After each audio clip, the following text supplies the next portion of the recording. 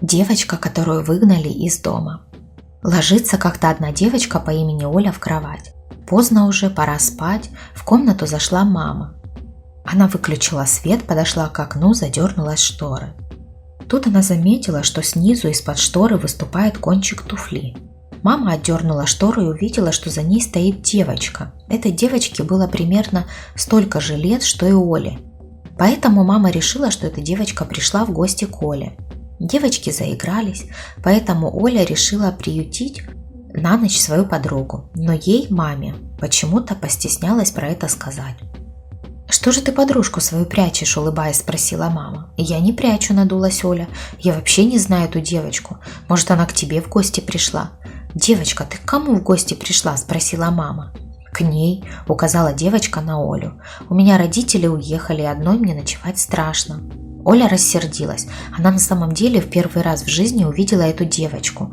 Оля стала кричать, но мама подумала, что это она специально изображает из себя честную, поэтому она просто, как хорошая мама, не стала ругаться. Постелила гости на полу, больше у них в квартире негде было спать.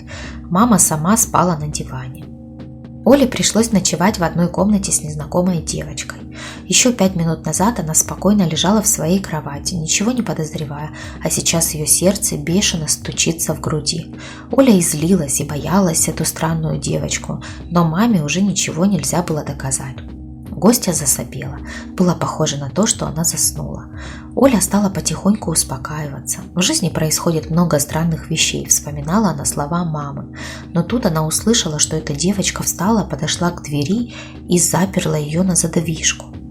Самой Оле было запрещено запираться, поэтому ей стало сначала обидно, а потом уже страшно. Тут гостья набросилась на Олю и стала ее бить, царапать и кусать.